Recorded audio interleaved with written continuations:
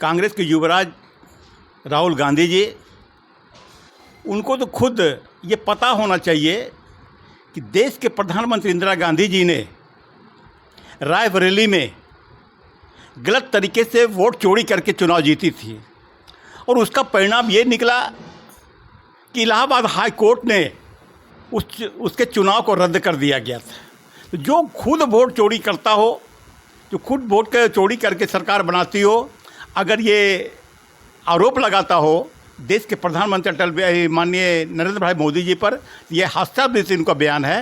नरेंद्र भाई मोदी जी की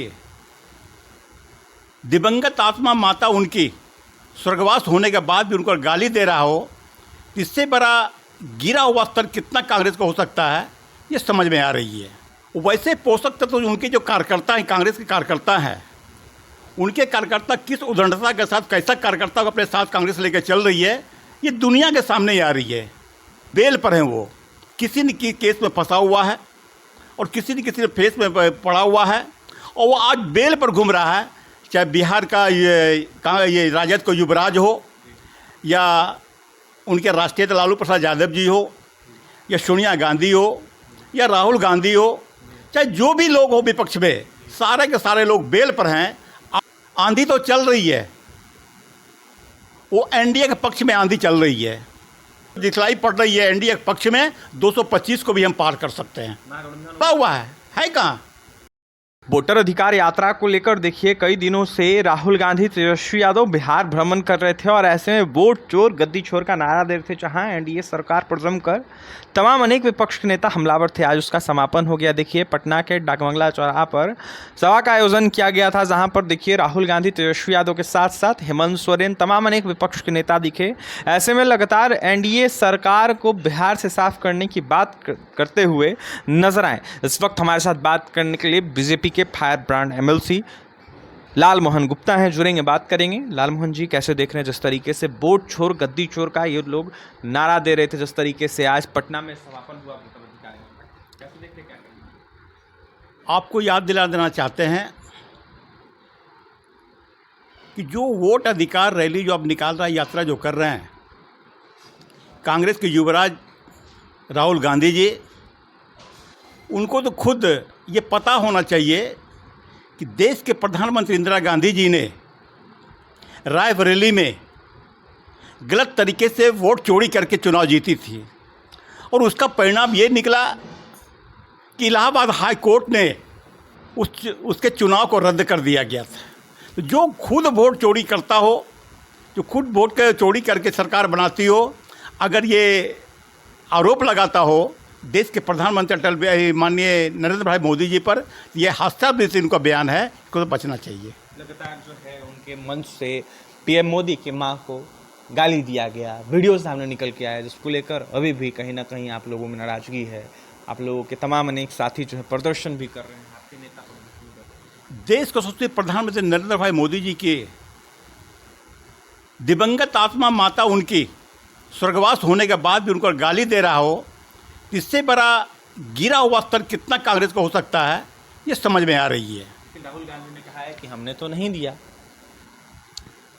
वैसे पोषक तत्व तो उनके जो कार्यकर्ता हैं, कांग्रेस के कार्यकर्ता हैं, उनके कार्यकर्ता किस उद्दंडता के साथ कैसा कार्यकर्ता को अपने साथ कांग्रेस लेकर चल रही है, ये दुनिया के सामने आ रही है। लालमोहन जी, आप लोग जिस तरीके से 225 पार का नारा देते हैं, कहते हैं आप लोग 2025 में 225 पार, दूसरी तरफ अब जाकर राजद वाले, महागठबंधन वाले दावा कर रहे हैं, नारा दे रहे हैं, कह रहे हैं कि अब की बार 220 पार। एक बात मैं आपको फिर याद दिला दूं कि जितना भी अभी विपक्ष हमारा जो वोट अधिकार रैली के लिए निकाल रहे हैं, वो सारे लोग अपने बेल पर हैं। वो किसी न किसी केस में फंसा हुआ है और किसी न किसी फेस में पड़ा हुआ है और वो आज बेल पर घूम रहा है। चाहे बिहार का ये राजद को युवराज हो या उनके राष्ट्रीय लालू प्रसाद यादव जी हो या सोनिया गांधी हो या राहुल गांधी हो, चाहे जो भी लोग हो विपक्ष में, सारे के सारे लोग बेल पर हैं। आज अगर ये वो बात कर रहे हैं तो बड़ा दुखद बात है। महागठबंधन वाले कह रहे हैं कि महागठबंधन की आंधी चल रही है, आप लोग उड़ जाएंगे। उनको पता नहीं है, आंधी तो चल रही है, वो एनडीए के पक्ष में आंधी चल रही है। देश का सबसे प्रधानमंत्री नरेंद्र भाई मोदी जी और बिहार के माननीय मुख्यमंत्री नीतीश कुमार जी के नेतृत्व में जो बिहार में काम हुआ, बिहार में जो विकास हुआ है, आम जनता के बीच इनके लिए उत्साह है और जनता खुश है। वो बनाए बनाए बात आंधी की बात कर रहा हो, लेकिन वो आंधी उनके पक्ष में नहीं चल रही है, एनडीए के पक्ष में आंधी चल रही है। और जो एनडीए का लक्ष्य है बिहार में 225 सीट जीतने का, और जैसा लग रहा है लक्ष्य ने पार्टी ने तो 225 सीट का दिया है, लेकिन हमें जो आंधी जो दिखलाई पड़ रही है एनडीए के पक्ष में 225 को भी हम पार कर सकते हैं। महागठबंधन उड़ जाएगा? बिल्कुल उड़ा हुआ है कहाँ? देखिए, महागठबंधन उड़ा हुआ है कहाँ? ऐसे में एनडीए के पक्ष में आंधी चल रही है।